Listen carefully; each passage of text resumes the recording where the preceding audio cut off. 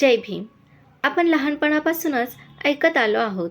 आर्य बाहेरून भारतात आले, त्याने इथल्या मूळ लोकांना जिंकले आणि इथूनच निर्माण झाली जाती व्यवस्था. पण जर हे सगळं चुकीचं असेल तर? आर्य सिद्धांत म्हणजे असा विचार की आर्य नावाचा एक वंश होता. तो मध्य आशिया किंवा युरोपमधून भारतात आला. त्यांनी इथल्या मूळ रहिवाशांवर आक्रमण केलं आणि त्यांना गुलाम बनवलं. हा सिद्धांत 19व्या शतकातील युरोपियन अभ्यासकांनी मांडला. या सिद्धांतांचे प्रमुख समर्थक होते मॅक्स म्युलर, बेनफी, आयझॅक टेलर तसेच भारतातील बाळ गंगाधर टिळक यांनीही Arctic home in the Vedas या ग्रंथातून आर्य बाहेरून आले असे मत मांडले. आर्य कुठून आले यावर एकमत नाही. काही म्हणतात जर्मनी किंवा युरोप, काही म्हणतात काळ्या समुद्राजवळील प्रदेश, काही म्हणतात कॉकेशस पर्वत, तर बाळ गंगाधर टिळक म्हणतात आर्टिक प्रदेश. म्हणजेच सिद्धांत आहे पण ठोस पुरावा नाही. डॉक्टर बाबासाहेब आंबेडकर यांनी हू वेअर द शूद्राज या पुस्तकात आर्य सिद्धांतांचा सखोल अभ्यास केला.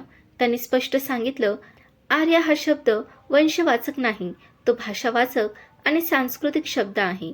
डॉक्टर आंबेडकरांनी सांगितले की आर्य म्हणजे एखादी जात किंवा रक्त नाही, तर तो एक सभ्य, श्रेष्ठ, सुसंस्कृत व्यक्ती असा अर्थ दर्शवणारा शब्द आहे. डॉक्टर आंबेडकरांनी वेदांचा अभ्यास करून काही महत्त्वाचे निष्कर्ष काढले. वेदांमध्ये कुठेही आर्य वंश असा उल्लेख नाही, कुठेही आक्रमणाचा उल्लेख नाही. दास आणि दस्यू हे वंश नसून ते शत्रू, विरोधक किंवा वेगळ्या सुसंस्कृतीचे लोक दर्शवतात. म्हणजेच हा आर्य विरुद्ध दास संघर्ष वंशावर आधारित नव्हता. 19व्या शतकात युरोपमध्ये वंशवाद खूप वाढला होता. त्यांनी लोकांना 3 वंशांमध्ये विभागलं, श्वेत, कृष्ण आणि गव्हाळ.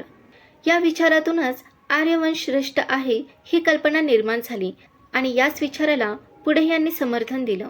पण डॉक्टर बाबासाहेब आंबेडकरांनी स्पष्ट सांगितलं, हा सगळा सिद्धांत कल्पनारम्य आहे, याला कोणतीही वैज्ञानिक किंवा ऐतिहासिक आधार नाही. वेदांमध्ये आर्यवंश अस्तित्वात होता याचा पुरावा नाही.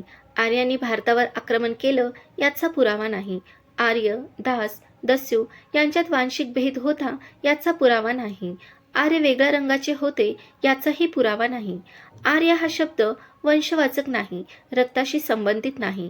तो भाषा, संस्कृती आणि आचारधर्माशी संबंधित आहे. इतिहास आपल्याला सांगितला गेला, पण तो नेहमी सत्य असतो असं नाही. डॉक्टर बाबासाहेब आंबेडकरांनी आर्य सिद्धांतासारख्या खोट्या मांडणीवर प्रश्न उपस्थित केला आणि आपल्याला शिकवलं, विचार करा, प्रश्न करा आणि सत्य शोधा. जय भीम, जय संविधान.